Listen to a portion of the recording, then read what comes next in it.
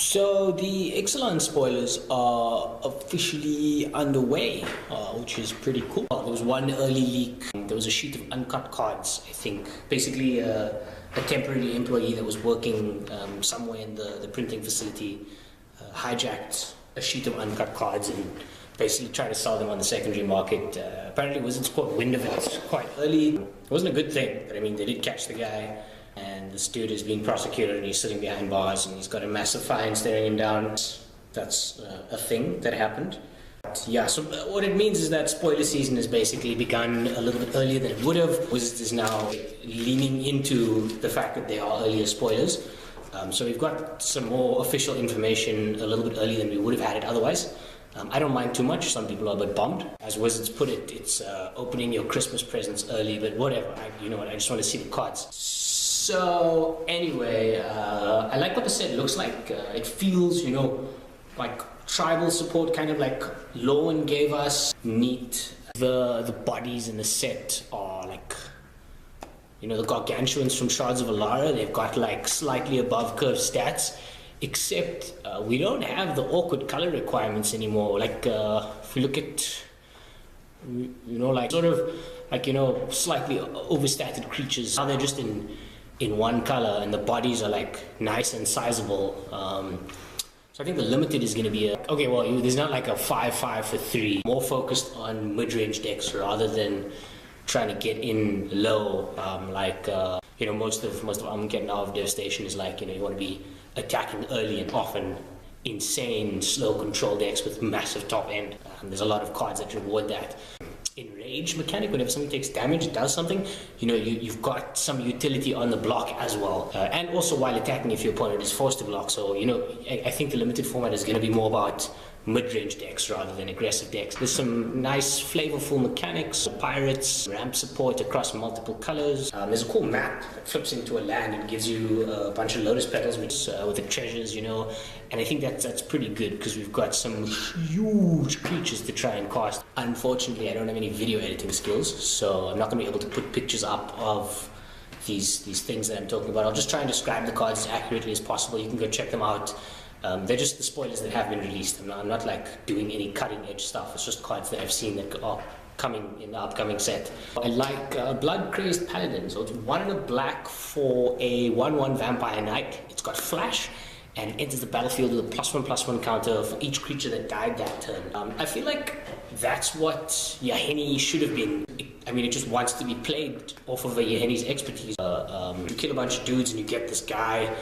It seems quite good after making what looks like a necessary but not so profitable attack, trying to break through a board stall and your opponent trades off and then you just go wham and this dude is like a 4/4 for 2 mana. Pretty good. And you show it to them once and then they're just less keen to block. So you just like push advantage. I like it a lot. It seems, understated, but I think it's a strong card. Deep Root Champion, hey? It's 1 green for a 1/1 Merfolk Shaman, and it gets a +1/+1 counter whenever you cast a non-creature spell. It's like Quirion Dryad.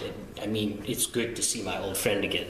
It's like Prowess, but in the wrong color, and it keeps the pump. Sounds kind of good. Another card I like is Dreamcaller Siren. It's a 2 blue, so 4 mana for a 3/3 Siren Pirate. Flash and high flying. It's got flying, but it can only block creatures that also have flying. When it enters the battlefield, if you have 2 other pirates, you can tap 2 non-land permanents. It doesn't seem that great, but this in combination with something else that we're going to talk about now makes me think that just blue tempo decks are going to make a strong comeback in standard constructed, just because it lets you press existing onboard advantage you have, and that's exactly what tempo decks want.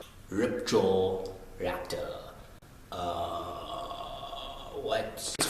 2 green 4 mana for a 4/5 is nice bite.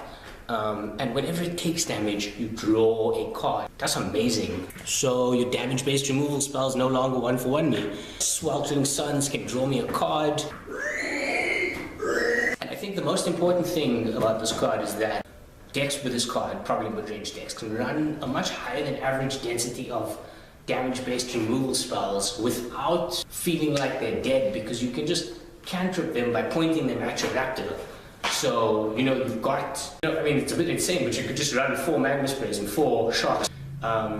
If you have a raptor down there, they're not dead draws, you just, you know, cycle them. Because you point it at the raptor and then you draw a card because the guy took damage. I don't know what kinds of decks would use it. Rug, Locust, God, mid-range deck? Carnage Tyrant. I don't really care about the stats, it's just the flavor text instructs to deploy the giant implacable death lizard. Starve Extinction.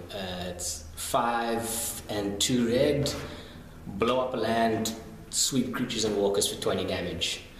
Sometimes things have to die. I'm really excited about seeing the allied buddy lands again. It's nice, you know. Wizards could have done a lot worse than print these, so good job on that. Arcane Adaption, some EDH, good stuff. Maybe it's standard play, but I mean that is definitely a commander card. 2 and a blue for essentially Conspiracy, but your creatures get to keep their original types. Yeah, man, somebody's screaming zombies when they slam this card. I am not a fan of the new Planeswalker rules thing. So basically, from Ixalan release, all Planeswalkers, so they'll be routed on Oracle, they're going to have the type Legendary Planeswalker, and you can have as many differently named Planeswalkers on the field as you want, regardless of their Planeswalker type, as long as they have a different English card name. Flavor failed to me, especially in a set so rich with, you know, mechanics and cards that are so spot on in terms of what the cards themselves represent. Anyway, the thing. Anyway, that brings me to that other blue card or the other card I was talking about for tempo decks is Jace. So it's 3 mana, is +1, says whenever one or more creatures you control deal combat damage this turn, you get to loot once. So it just lets you loot once, not for each creature. And then -5, 2 copies of this Planeswalker, except they're not legendary. Interesting, it's 3 mana for 3 loyalty. There's +1, -2, -5. On the surface it looks, you know, kind of meh, but it looks like it goes in a blue tempo deck. The card wants you to have pressure on board, and your opponent needs to either be fighting with you on the floor, in the air, whatever, on the board for board advantage, you know, and that, or they're trying to deal with your early threats so that they can stabilize. In both situations, Jace is a nice sort of bomby permanent. He either sinks a ton of damage for like a whole turn, or he just gives you extra velocity, and while he's doing that, you know, you're still attacking. It's not like you're rolling back your game plan to try and protect this walker. He wants you to attack. It's strange for Jace, but I mean, he wants you to be swinging in. If you do manage to ult that guy, and like you can do it when you reach 5, there's no need to keep him around because he makes 2 copies of himself. Now you have 2, and the one can go up and give you the loot trigger, and the other one can go down and give you another 2/2. Or you can just, you know, look your opponent in the eye and say, well, we're gonna race, or I'm gonna ult these guys again, all the while looting, you know, getting all the dead cards out, filtering through my crappy drawers, and then I'm gonna have 4 of these things. Yeah, I think it's good. An extra piece of material, it's a small bit of advantage initially. That kind of like incremental do a thing, small thing every turn has the potential to just explode all over the game. It's one of my favorite types of cards for tempo decks. That's one of the reasons I think Jace is gonna be huge in the upcoming meta. So that's what stood out for me so far. I like a couple of the commons and uncommons too, but only for draft purposes, and I only really evaluate things for limited when I see the whole set, and I don't actually know what's in the rest of the set because I don't know. Yeah.